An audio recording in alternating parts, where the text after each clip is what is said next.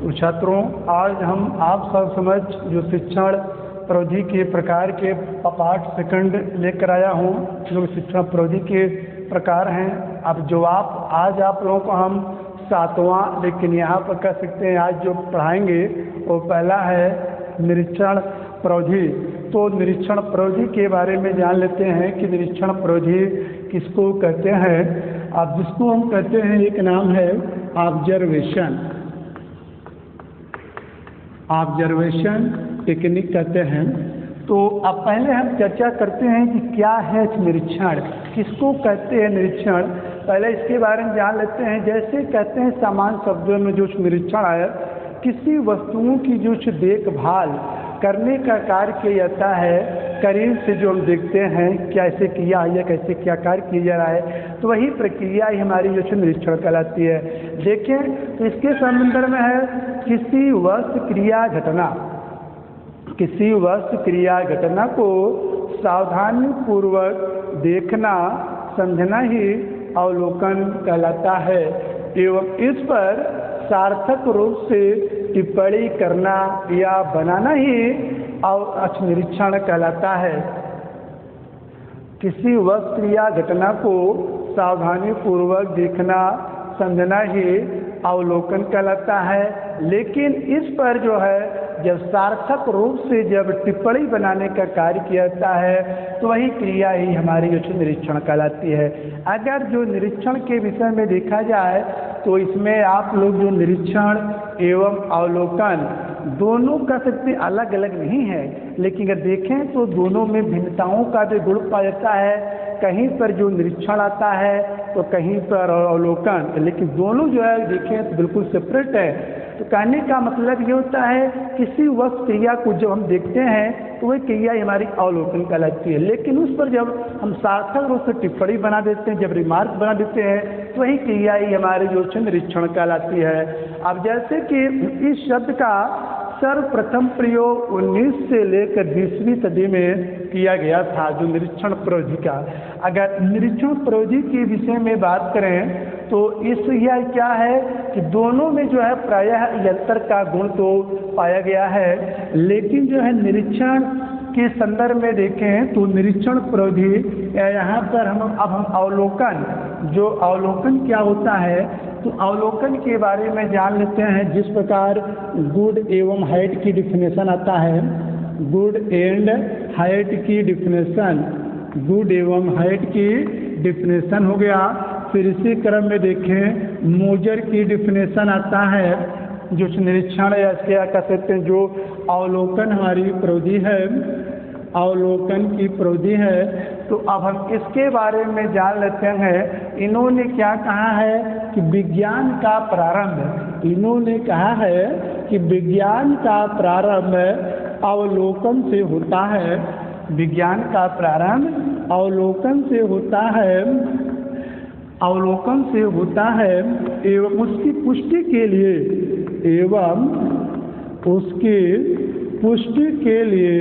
उसकी पुष्टि के लिए अवलोकन में ही लौटना पड़ता है। विज्ञान गुड एंड हेट ने क्या कहा है कि जो विज्ञान का प्रारंभ है वो अवलोकन से होता है एवं उसकी पुष्टि के लिए हमको अवलोकन में ही लौटना पड़ता है। अब मोजर के अनुसार क्या है, सच्चे अर्थों में देखा जाए विज्ञान का सही अर्थों में निरीक्षण, सही अर्थों में जो निरीक्षण है नाक एवं वाणी की अपेक्षा में आँखों पर अधिक जो बल देने का कार्य करती है। कहने का मतलब ये होता है जो अवलोकन का कार्य होता है अध्यापक अपनी आँख के माध्यम से करता है। तो इसी के तहत जो मोजर है उन्होंने सही कहा है कि सही अर्थों में जो निरीक्षण का अर्थ या जो अवलोकन का अर्थ है नाक एवं वाणी की अपेक्षा वो आँखों पर अधिक बल देने का कार्य करती है। तो निरीक्षण एवं अवलोकन के विषय में बात करें तो दोनों में भिन्नताएं पाई गई हैं, जो कि मैंने दोनों को स्पष्ट कर दिया हूँ। तो अब निरीक्षण प्रौद्योगिकी के अब हम विशेषताएं के विषय में बात करते हैं। क्या इनकी विशेषताएं होती हैं? अब इनकी विशेषताएं आप लोग जान लें। इनकी विशेषताएं क्या है। जैसे निरीक्षण प्रविधि की विशेषताएं के विषय में बात करें तो इसमें आता है यह एक मनोवैज्ञानिक प्रविधि है। यह एक क्या है? मनोवैज्ञानिक प्रविधि है। यह एक मनोवैज्ञानिक प्रविधि है। इसके माध्यम से यह एक मनोवैज्ञानिक प्रविधि है। इसके माध्यम से छात्रों में ज्ञानेंद्रियों का विकास किया जाता है। छात्रों में विचार चिंतन तर्क करने की क्षमता का विकास किया जाता है। नंबर 2 था। फिर नंबर 3 होता है छात्रों के में आत्मविश्वास को विकसित करने का कार्य करती है। फिर इसी क्रम में देखें तो नंबर जो अगला आता है छात्रों में सहयोग की भावना का भी विकास का कार्य किया जाता है। तो अब ये था जो है निरीक्षण प्रविधि की क्या विशेषताएं होती है कि पहला मैंने क्या बताया कि यह एक मनोवैज्ञानिक प्रविधि है। इसी के माध्यम से छात्रों में ज्ञानेंद्रियों का विकास का होना संभव होता है। छात्रों में विचार चिंतन तर्क करने की क्षमता का विकास होता है। छात्रों में आत्मविश्वास को विकसित किया जाता है। छात्रों में सहयोग की भावना को विकास क्या छात्रों में सहयोग की भावना को विकसित करने का कार्य किया जाता है। ये सभी क्या है निरीक्षण प्रविधि की विशेषताएं हमने बताया। तो अब यही विशेषताएं के बाद आगे हम लिख लेते हैं लाभ। क्या इनके प्रॉफिट होते हैं। अब इनके लाभ कह सकते हैं, इनके जो मेरिट हैं, जो इनके गुण हैं उसी को इंडिकेट करते हैं। अब देखिए इनके गुण क्या है कि इसके माध्यम से छात्रों का ज्ञान अस्थायी हो जाता है। जो निरीक्षण प्रविधि के गुण लाभ क्या है, इसके माध्यम से छात्रों का ज्ञान अस्थायी हो जाता है। छात्रों में विचार चिंतन तर्क करने की क्षमता का विकास हो जाता है और इससे जो है कक्षा का जो वातावरण भी होता है रुचिपूर्ण बन जाता है। और कक्षा में खास कर बात करें तो इसके माध्यम से अनुशासनहीनता की समस्या नहीं आती है। तो यही था जो है निरीक्षण प्रविधि के क्या होते हैं लाभ या इनके क्या गुण होते हैं। तो मैं आप लोगों के इनके जो गुण के बारे में बता दिया। अब इनके गुण के बाद फिर इनके हम जो है दोष के बारे में बता देते हैं। इनके क्या जो है दोष होते हैं। जो निरीक्षण प्रविधि का प्रयोग जो है जो सभी छात्रों पर किया जाना जो है संभव नहीं होता है। तो शायद इसमें कुछ जो है जो छात्र इसमें भी जो है क्या होते हैं ये निष्क्रिय बन जाते हैं। इस प्रविधि में कुछ छात्र भी जो है निष्क्रिय रह जाते हैं या इस प्रविधि का सही तरीके से फॉलो नहीं कर पाते हैं। तो अब ये मैं आप लोगों को जो है जो निरीक्षण प्रविधि अभी तक बताया। जो निरीक्षण प्रविधि के बाद आगे जो हमारा आता है दूसरा पॉइंट है उदाहरण प्रविधि। जो ये उदाहरण प्रविधि है इसको हम बोलते हैं एग्जाम्पल टेक्निक बोलते हैं। उदाहरण जो प्रविधि है वह जो है मैं आपको इसके पहले एक जो है शिक्षण सूत्र के बारे में छात्रों को आया था। उस सूत्र में मैंने बताया था विशिष्ट से सामान्य का फार्मूला बताया था ना। तो जो विशिष्ट से सामान्य का फार्मूला है वो जो है उदाहरण प्रविधि की ओर संकेत करता है। या पहले क्या जो विशिष्ट से सामान्य का फार्मूला क्या था, यही था ना कि जो है शिक्षण कार्य करते हुए अध्यापक छात्रों के समक्ष पहले विशिष्ट उदाहरणों को प्रस्तुत करते हैं। फिर इन्हीं उदाहरणों के माध्यम से वे सामान्य नियम एवं सामान्य जो है सिद्धांत को निकलवाने का प्रयास करते हैं। इस यहाँ यह सूत्र छात्रों में निरीक्षण परीक्षण विचार चिंतन का अवसर प्रदान करती है। तो कहने का मतलब जो मैं आपको विशिष्ट से सामान्य के जो सूत्र बताया था वही यहाँ पर जो है उदाहरण प्रविधि है। तो अगर उदाहरण प्रविधि के विषय में देखें तो यह जो शिक्षण की एक महत्वपूर्ण प्रविधि के रूप में जानी जाती है या तो यह शिक्षण की एक महत्वपूर्ण प्रविधि है। इसके माध्यम से जो है अध्यापक छात्रों के समक्ष जो है बढ़िया उदाहरण या अच्छे ढंग से उदाहरण को प्रस्तुत करके अपने जो है शिक्षण कार्य को आगे बढ़ाने का प्रयास करते हैं। जो उदाहरण प्रविधि मैंने आपको बताया था यह है विशिष्ट से जो है सामान्य। उदाहरण प्रविधि विशिष्ट से सामान्य के सिद्धांत पर यह आधारित एक जो है प्रक्रिया होती है। अब उदाहरण प्रविधि के बारे में मैंने आपको जो है इसके पहले जैसे उदाहरण प्रविधि में विशेष उदाहरणों को प्रस्तुत किया जाता है। और फिर इसी में जो है अनेक प्रकार के या इसी में आगमन विधि का भी प्रयोग किया जाता है। आगमन विधि में क्या होता है, आगमन विधि में भी विशिष्ट से सामान्य का फार्मूला का प्रयोग किया जाता है। यानी विशिष्ट से सामान्य कहने मतलब जो आगमन विधि है हम इसमें उदाहरणों का प्रयोग करते हैं। जैसे छात्रों उदाहरणों में मैं आपको पहले ही बताया था, तो इसमें जैसे चार चंद्र की चंचल किरणें खेल रही थी जल थल में, तो इस तरीके से अध्यापक यहाँ छात्रों को समझ जो है जो कुछ पढ़ाने का कार्य करते हैं उदाहरणों के माध्यम से उनको वो समझाने एवं बताने का कार्य करते हैं।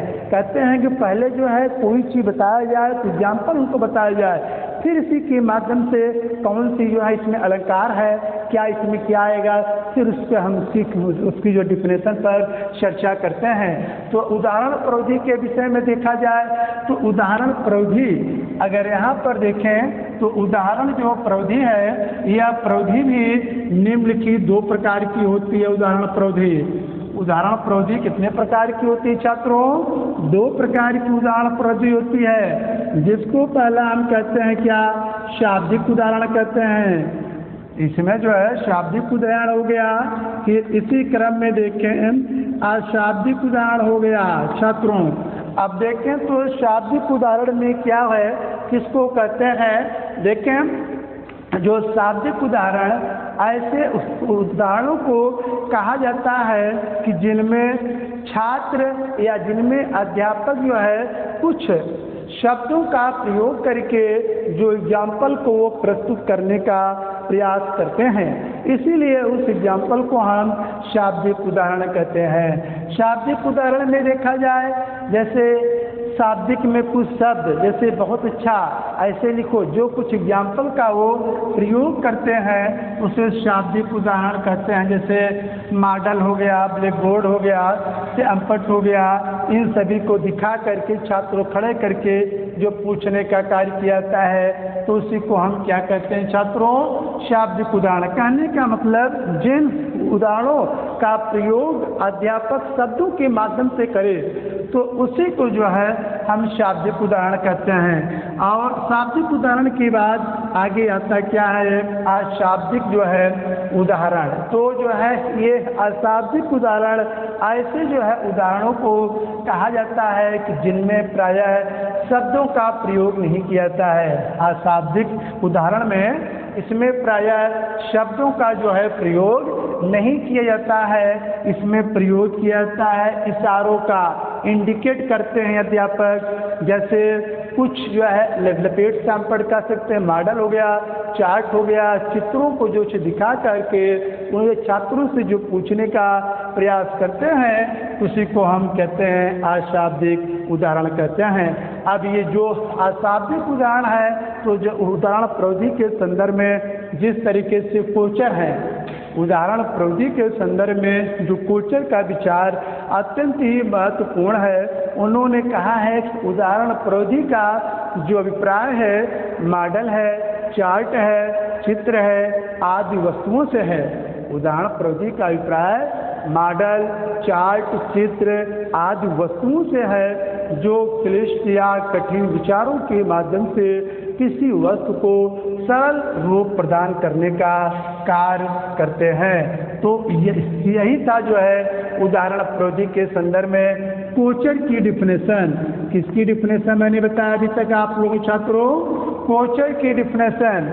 तो कोचर की बात जो कि इन्होंने उदाहरण प्रविधि के बारे में बताया, मैंने आपको प्रारंभ में बताया कि यह जो शिक्षण की एक महत्वपूर्ण प्रविधि के रूप में जानी जाती है। इसमें शिक्षक छात्रों के सामने उदाहरणों को प्रस्तुत करके फिर अपने अध्यापन कार्य को आगे बढ़ाने का कार्य करते हैं। फिर उदाहरण प्रविधि के बारे में बात करें तो जैसा कि अब मैंने आपको इसके कुछ गुण के बारे में जानकारी लेते हैं, इनके क्या गुण होते हैं उदाहरण प्रविधि के, जैसे क्या गुण होते हैं। पहले जो है उदाहरण प्रविधि के माध्यम से जो है इससे छात्रों का ज्ञान अस्थायी बन जाता है। उदाहरण प्रविधि के माध्यम से छात्रों का ज्ञान अस्थायी हो जाता है, विषय वस्तु या कक्षा को रुचिपूर्ण बना जा सकता है। छात्रों में विचार, चिंतन, तर्क करने की क्षमता का भी विकास हो जाता है। और मैंने आपको कारण बताया कि जैसे उदाहरण प्रौद्योगिकी के माध्यम से छात्रों का ज्ञान अस्थायी हो जाता है। और जैसा कि मैंने पहले बताया, यह एक मनोवैज्ञानिक प्रौद्योगिकी भी है। उदाहरण प्रौद्योगिकी क्या है? यह एक मनोवैज्ञानिक प्रौद्योगिकी है। और इसमें जो नंबर 2 आता है, इससे प्राप्त ज्ञान छात्रों को अस्थायी बना देता है। इसमें छात्रों में विचार, चिंतन, तर्क करने की क्षमता का विकास हो जाता है। तो कहने का मतलब ये था जो है उदाहरण प्रौद्योगिकी के हमने गुण के बारे में बताया। तो उदाहरण प्रौद्योगिकी के गुण के बाद अब इसके दोष आते हैं। जो उदाहरण प्रौद्योगिकी के क्या दोष होते हैं, अब हम इनके जो दोष क्या हैं, इनके अब दोष के बारे में चर्चा कर लेते हैं। उदाहरण प्रौद्योगिकी का दोष यह है कि सभी जगह इस प्रौद्योगिकी का प्रयोग करना संभव नहीं हो पाता है। और इसमें जो है छात्र देखें तो इसमें कुछ छात्र जो है सक्रिय नहीं रहते हैं, इसमें श्रोता का सत्य बनकर छात्र इसमें रह जाते हैं।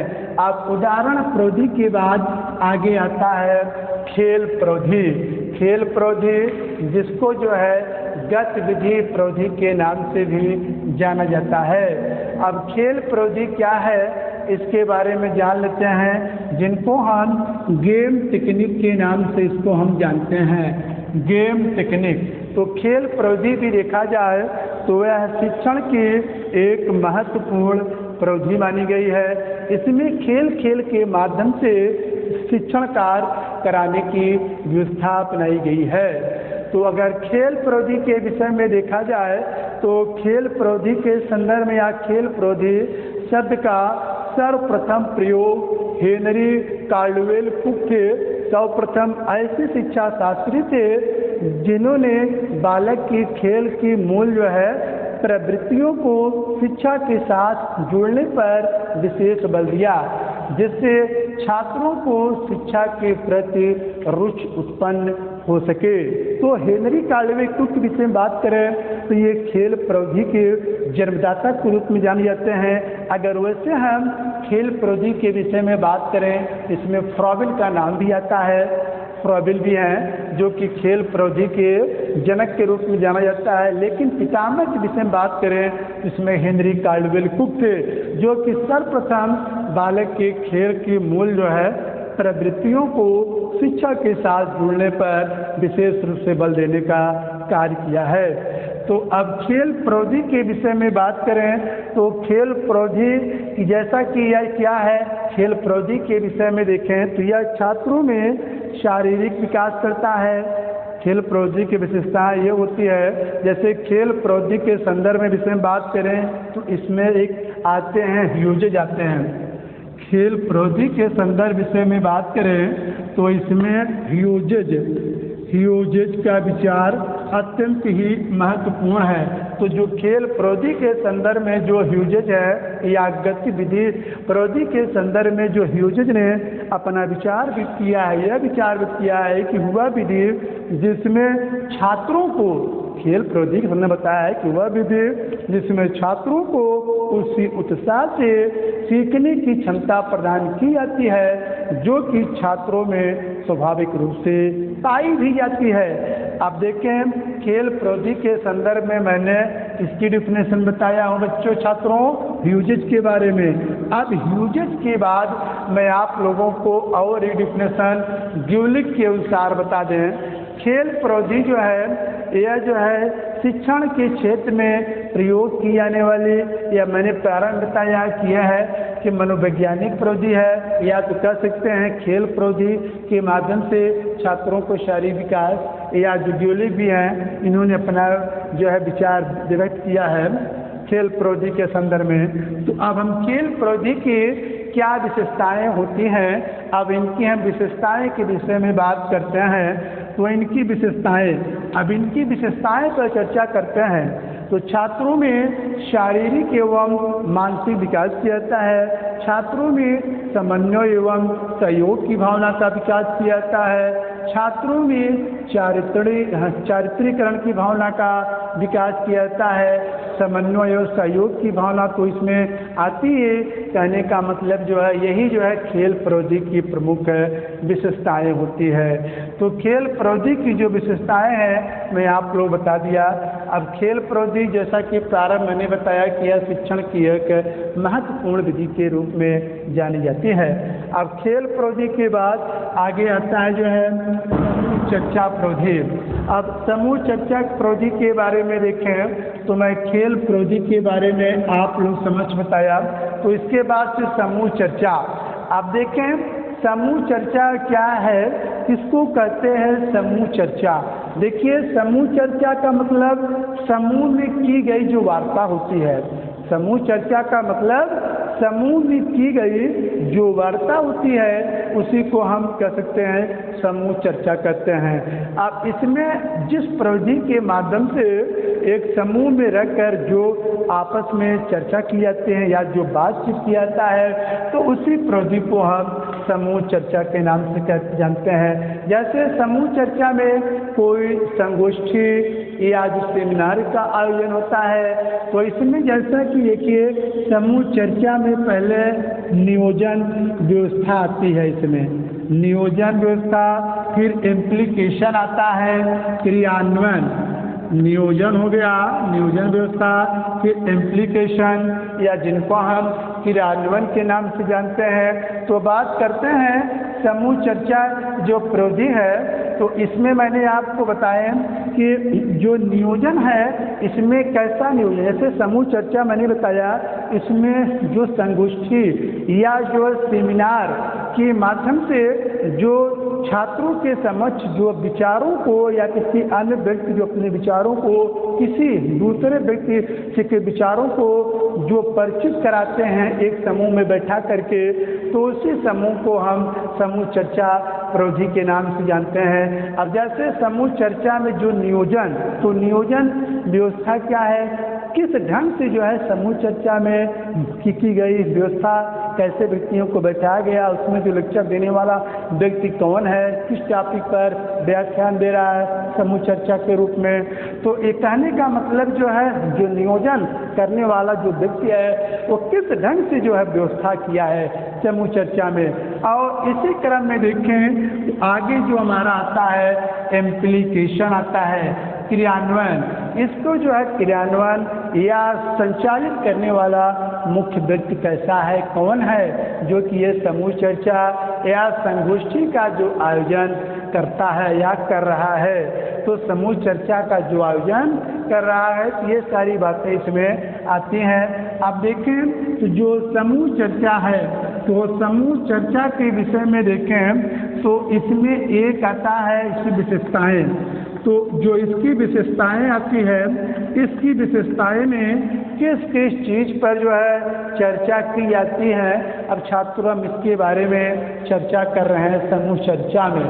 तो समूह चर्चा जैसे समस्या के विभिन्न पक्षों के बारे में जानकारी दी जाती है, समस्या के विभिन्न पक्षों के बारे में जानकारी दी जाती है, उच्च शिक्षा के विशिष्ट प्रकरणों के बारे में जानकारी दी जाती है।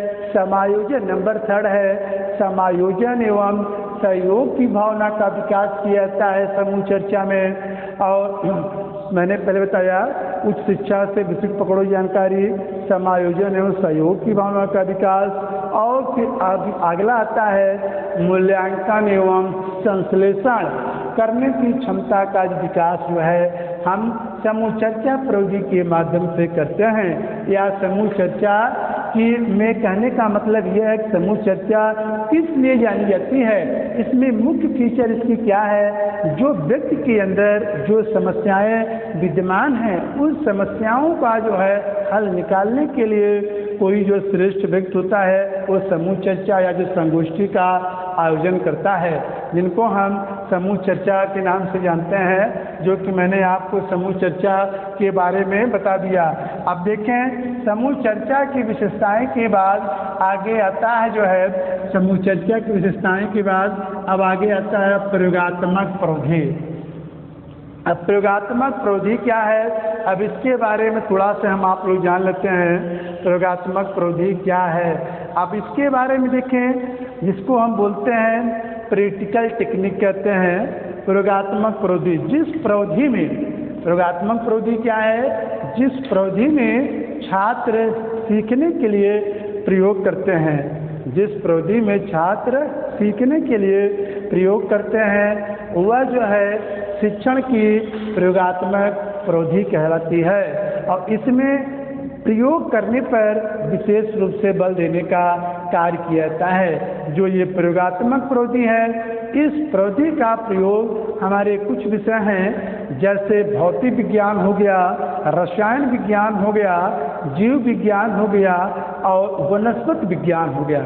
ये ऐसे विषय हैं जिनमें प्रयोगात्मक प्रविधि का प्रयोग किया जाता है।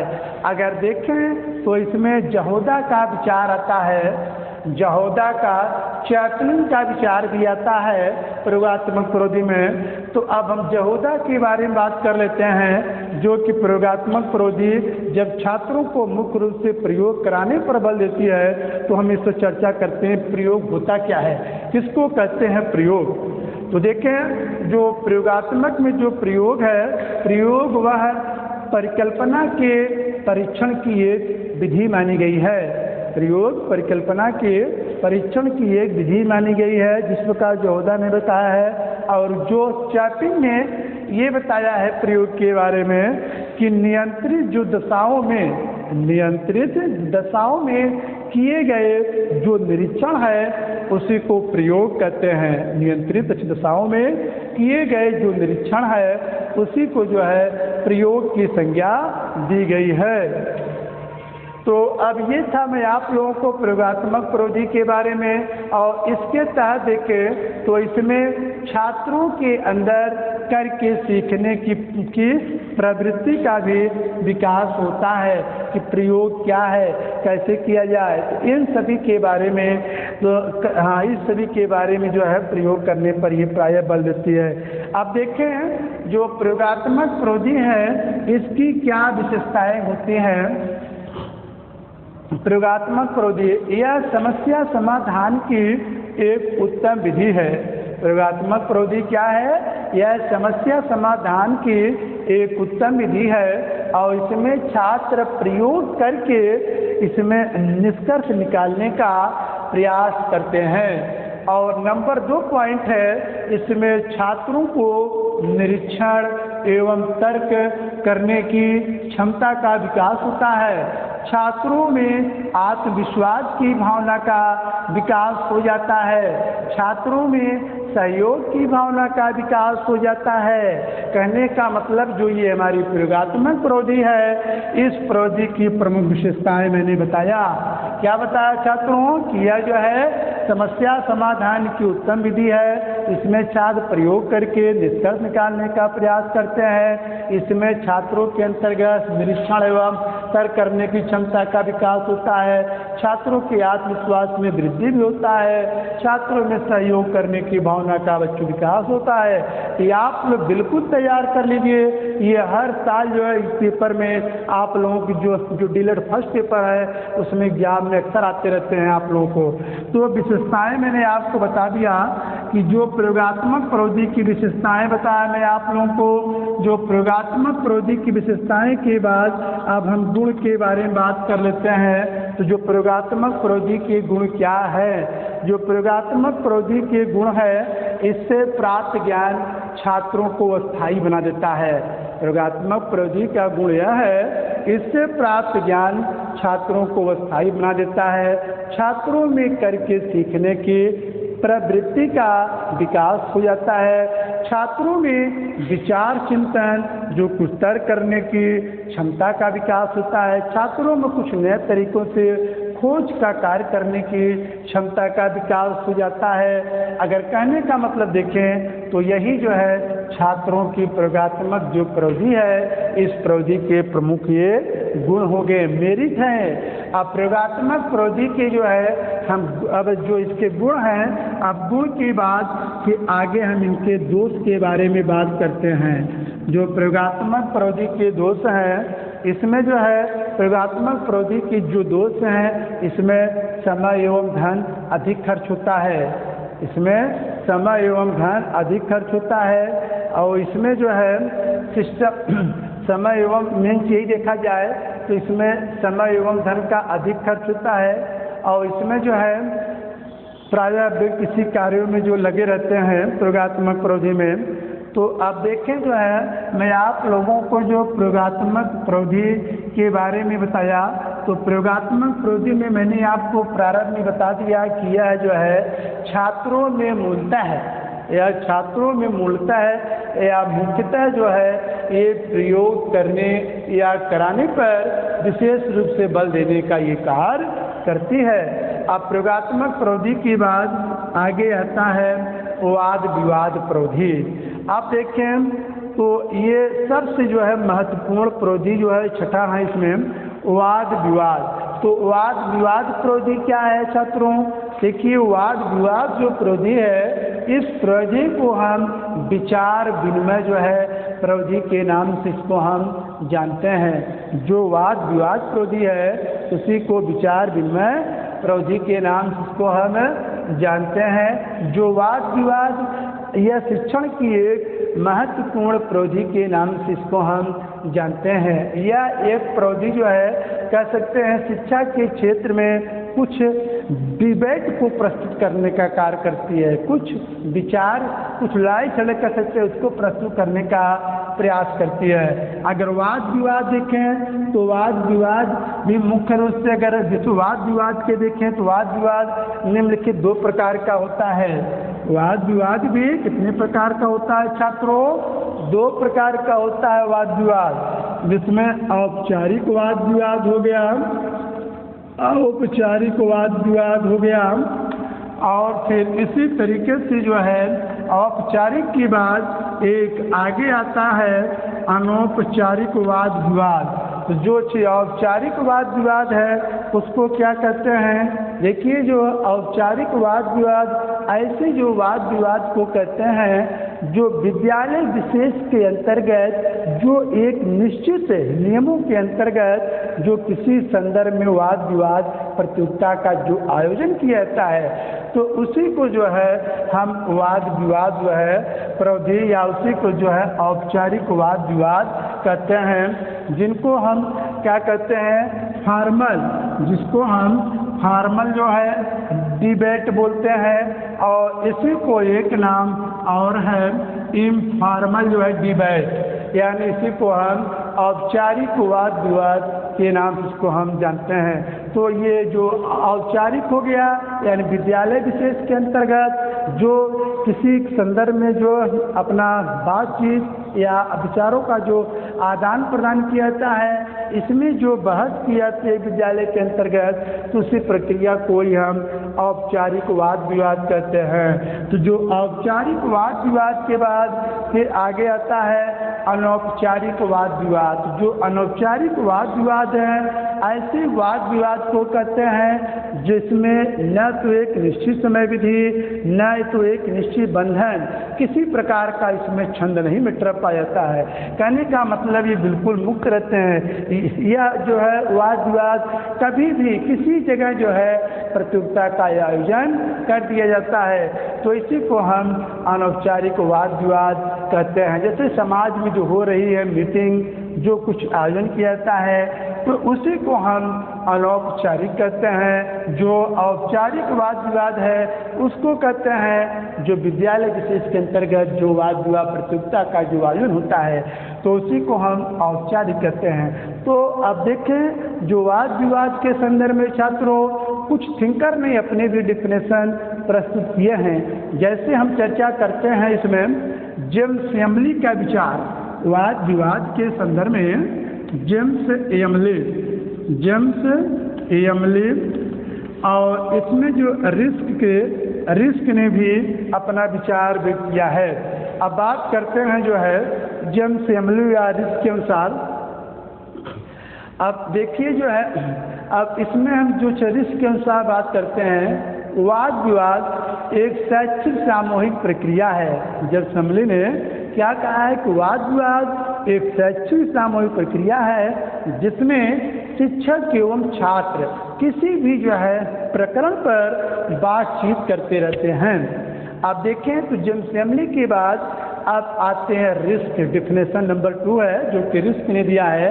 उन्होंने कहा है कि अध्ययन की जाने वाली नंबर जो 2 डिफिनेशन वाद विवाद के संदर्भ में उन्होंने कहा है कि अध्ययन की जाने वाली समस्याओं का जो विचारशील विवेचन है, अध्ययन की जाने वाली समस्याओं का विचारशील विवेचन ही वाद विवाद है। तो ये मैं आप लोगों को जो वाद विवाद प्रविधि क्या है इसके बारे में चर्चा किया हूँ। तो अब वाद विवाद प्रविधि के फिर मैं इनके गुण के बारे में, मेरिट क्या है, इनके गुण के बारे में चर्चा करते हैं।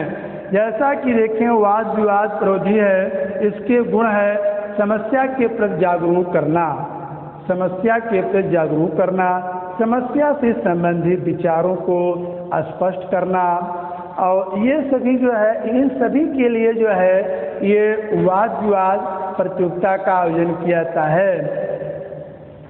अब वाद विवाद प्रविधि के जो है अब गुण के बाद इनके भी दोष आते हैं, और इस प्रविधि का प्रयोग जो है वाद विवाद के कुछ दोष हैं जो कि सभी जगह इस प्रविधि का प्रयोग करना संभव नहीं होता। जहाँ पर जैसे परिस्थिति रहता है उसी क्रम में इस जो वाद विवाद प्रविधि का प्रयोग किया जाता है, यही इसके दोष कह सकते हैं। अब देखें वाद विवाद जो प्रविधि के बाद आगे आता हमारा है वो कार्यशाला प्रविधि। अब देखें जो कार्यशाला प्रविधि है इस प्रविधि को जो है वर्कशॉप टेक्निक बोलते हैं। अगर कार्यशाला के बारे में देखें तो कार्यशाला यह है इंजीनियरिंग से निकला हुआ एक शब्द है कि जिसमें व्यक्ति अपने हाथ से कुछ कार्यों को करते हैं या करने का प्रयास करते हैं। कार्यशाला कई प्रकार की कार्यशालाएं होती हैं, जैसे जो रेलवे की कार्यशाला है, बस की कार्यशाला है, हवाई जहाज की कार्यशाला है, तो सब जो अनेक अनेक प्रकार की सबकी कार्यशालाएं होती हैं। तो कार्यशाला का जो मतलब होता है, जो कार्यशाला का मतलब है कि कार्य करने का घर। आप कहाँ पर कार्य कर रहे हैं, ये कैसे जो है कार्य कर रहे हैं, किस प्रकार कर रहे हैं, यही जो है जो कार्य करने का घर होता है उसी को हम कार्यशाला की संज्ञा दिए हैं। आप देखें तो कार्यशाला के विषय में देखें तो जैसा कि कार्यशाला के विषय में देखा जाए तो यह जो है शैक्षिक, लेकिन यहाँ पर जो है शिक्षण प्रविधि में कार्यशाला का भी एक महत्वपूर्ण स्थान होता है। यह जो है शैक्षणिक प्रक्रिया का एक महत्वपूर्ण अंग होता है।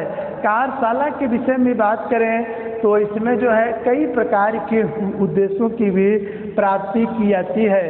अब देखें जैसे कार्यशाला, इसके बारे में देखें तो जैसा कि मैंने आपको बताया कि इसमें जैसा कि ज्ञानात्मक एवं भावात्मक क्रियात्मक के उच्च उद्देश्यों की प्राप्ति किया जाता है, और इसी में जो है क्रियात्मक जो उद्देश्यों की प्राप्ति करना संभव हो जाता है, और इसी के माध्यम से व्यावसायिक क्षमता का विकास छात्रों के अंदर होना प्रारंभ हो जाता है। और जिस प्रकार देखें कि शिक्षा प्रक्रिया के मुख्य रूप से 2 पक्ष होते हैं, ज्ञानात्मक एवं भावात्मक पक्ष होते हैं। ज्ञानात्मक पक्ष के या ज्ञानात्मक पक्ष के द्वारा बच्चों में ज्ञानात्मक शिक्षा प्रक्रिया के मुख्य रूप से 2 पक्ष होते हैं, ज्ञानात्मक एवं भावात्मक पक्ष। ज्ञानात्मक भाव या ज्ञानात्मक पक्षों के द्वारा छात्रों में उच्च उद्देश्यों की प्राप्ति की जाती है। और जिस प्रकार इसमें देखें तो जो कार्यशाला है तो कार्यशाला प्रविधि में कई इसमें कुछ है, इसमें जैसे में आपको देखें इसमें शिक्षण जैसे है, जैसे इसमें शिक्षण कौशल भी आता है, अभिक्रमित अन्वेषण भी है, और आज जो है कई जो है प्रविधि में जो है या कई चीज़ों को भी इसमें शामिल किया गया है। तो कार्यशाला मैंने बताया कि इसमें ज्ञानात्मक एवं क्रियात्मक उच्च उद्देश्यों की प्राप्ति किया जाता है।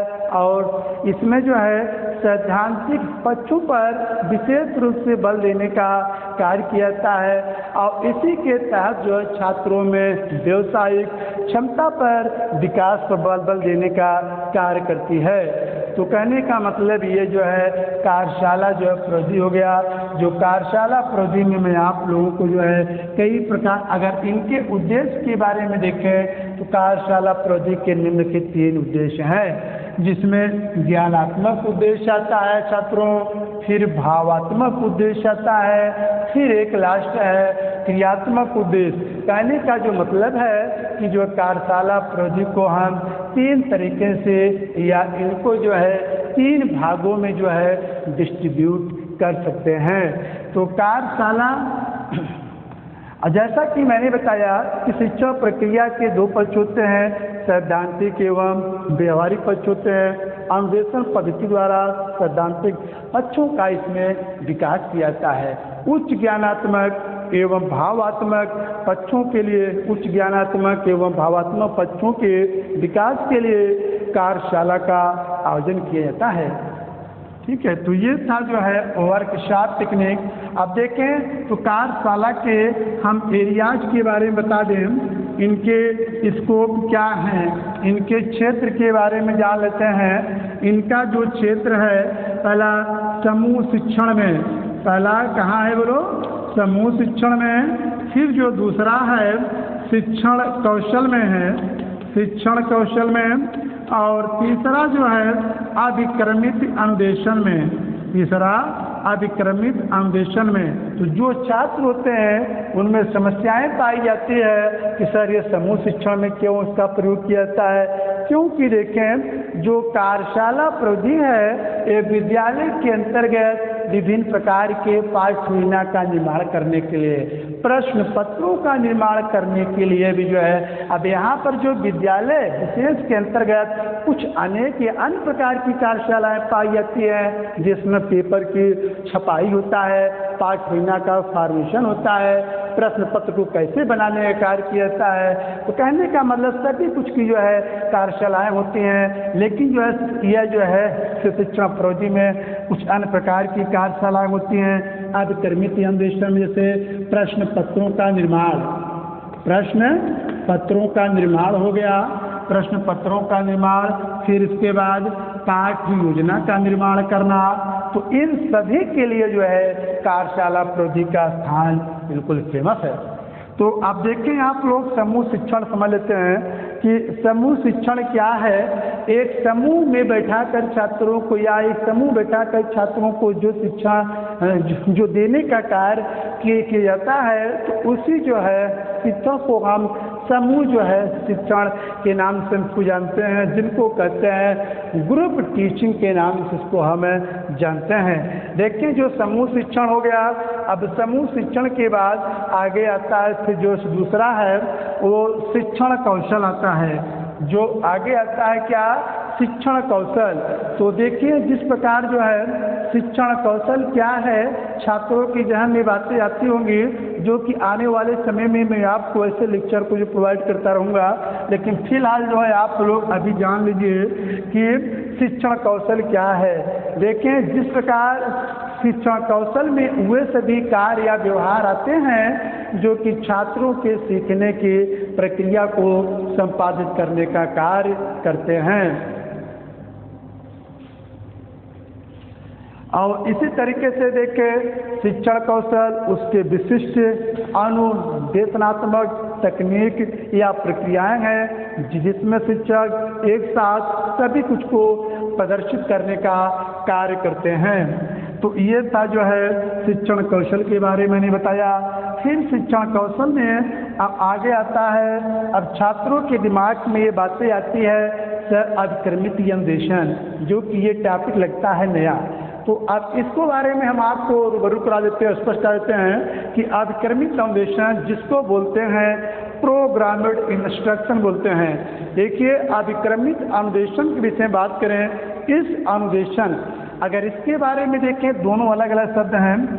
प्रोग्रामेड माने अभिक्रमित, जो उसके बाद अन्वेषण का मतलब सूचना देने से है। या सूचनाओं का जो आदान प्रदान किया जाता है उसी को अभिक्रमित लिखे। इसके संदर्भ में बात करें, इस शब्द का सर्वप्रथम प्रयोग करने वाला स्किनर एक मनोवैज्ञानिक जो रूसी मनोवैज्ञानिक थे, जिन्होंने ही जो है सर्वप्रथम जो है इस शब्द का प्रयोग किया अभिक्रमित अन्वेषण का। अभिक्रमित अन्वेषण के संदर्भ में बात करें, एक डिफिनेशन कैम्फर की आती है।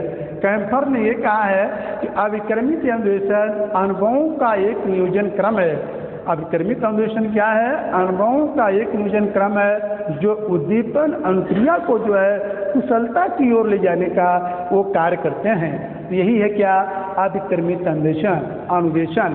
तो मैं आप लोगों का जो है कार्यशाला प्रौद्योगिकी के अंतर्गत इनका क्षेत्र कहाँ कहाँ पर बटा हुआ है, इनके क्षेत्र के बारे में चर्चा किए, जैसे समूह शिक्षण या इसके पहले प्रश्न पत्रों के निर्माण कार्य करने में, पाठ्योजना का निर्माण करने में, शिक्षण कौशलों में अभिक्रमित अन्वेषण हेतु इसका प्रयोग किया जाता है। किसका? कार्यशाला प्रौद्योगिकी का, जिनको हम वर्कशॉप टेक्निक कहते हैं। अब देखें, जो कार्यशाला प्रौद्योगिकी के बाद आगे हमारा जो लास्ट रहता है भ्रमण प्रौद्योगिकी, जिसको कहते हैं एक्सकर्जन जो है टेक्निक के नाम से इसको हम जानते हैं। देखिए, अगर भ्रमण प्रौद्योगिकी के विषय में बात करें तो इस प्रौद्योगिकी का सर्वप्रथम प्रयोग प्रोफेसर रिन ने सर्वप्रथम किया था और इन्होंने जो है छात्रों को जो है कुछ जो है पढ़ाने लिखाने को जो है भ्रमण या जो पर्यटन के माध्यम से समझाने बताने का कार्य किया। देखें, इसमें जो है भ्रमण है, इसको जो है भ्रमण को कह सकते हैं पर्यटन प्रौद्योगिकी के नाम से भी इसको जाना जाता है। भ्रमण के विषय में देखें तो जैसे अध्यापक या कोई जो है संस्था जो होती है, छात्रों को विद्यालय के अंतर्गत एक जगह से किसी अन्य जगह पर जब घूमने टहलने के लिए उनको जो लिवा कर जाते हैं, तो इसी जो है प्रौद्योगिकी को हम भ्रमण कहते हैं। भ्रमण का मतलब ही होता है घूमना टहलना, या इसी को पर्यटन मैंने बताया भी है। तो इसके बारे में देखें, बात करें तो भ्रमण प्रौद्योगिकी मैंने बता दिया। अब इसी के तहत देखें, इसके भी कुछ गुण भी होते हैं, कुछ दोष भी पाए जाते हैं छात्रों। जैसे भ्रमण प्रौद्योगिकी के गुण क्या है? छात्रों को अतीत एवं आर्थिक व्यवस्था की जानकारी दी जाती है। छात्रों को अतीत, इसकी जो विशेषताएं होती हैं, छात्रों में अतीत एवं किसी घटना, छात्रों में अतीत आर्थिक व्यवस्था की जानकारी दी जाती है। छात्रों में किसी घटना स्थलों की भी जानकारी दी जाती है। छात्रों में बच्चों समन्वय एवं सहयोग की भावना का विकास किया जाता है। और छात्रों में जो है कैसे जो है चलना है, क्या करना है, इन सभी की भावना का इनके अंदर विकास का कार्य किया जाता है भ्रमण प्रौद्योगिकी। भ्रमण प्रौद्योगिकी, जैसा कि मैं आपको बता दें, यह प्रौद्योगिकी जो है छात्र को एक स्थान से किसी अन्य जगह पर जो घूमने के लिए लेकर जाते हैं। अगर पर्यटन प्रौद्योगिकी के विषय में बात करें, कुछ फेमस जैसे सब्जेक्ट हैं, जैसे बात करें वनस्पति विज्ञान हो गया और इतिहास हो गया। इतिहास की जो विरासत को दिखाने या समझाने के लिए पर्यटन या जो शैक्षिक पर्यटन का आयोजन किया जाता है एक विद्यालय विशेष के माध्यम से ही। तो अब देखें, मैं आप लोगों को भ्रमण प्रौद्योगिकी के क्या विशेषताएं होती हैं छात्रों, इनकी विशेषताओं के बारे में बता दिया। अब इनकी विशेषताओं के बाद एक आगे आता है इनके दोष, और इनके दोष के बारे में बात करें, समय अधिक खर्च होता है, धन अधिक खर्च होता है, और समय धन अधिक खर्च होता है। छात्रों की संख्या बढ़ जाने पर समस्या अधिक हो जाती है उत्पन्न। कहने का मतलब यही सब है जो कि ये भ्रमण प्रौद्योगिकी की विशेषताएं हो गया। तो छात्रों, तो मैं आप लोगों को आज जो बताया, पहला टॉपिक हमारा क्या था, इसमें जो अभी मैं सेकंड पार्ट का बताया, इसमें जो ऑब्जर्वेशन टेक्निक बताया, एग्जाम्पल टेक्निक, गेम टेक्निक हो गया, ग्रुप से डिस्कशन के बारे में बताया, प्रैक्टिकली जो है, और उसके बाद जो वाद विवाद डिबेट बताया, कार्यशाला प्रौद्योगिकी बताया, भ्रमण प्रौद्योगिकी के बारे में मैं आपको रूबरू कराया।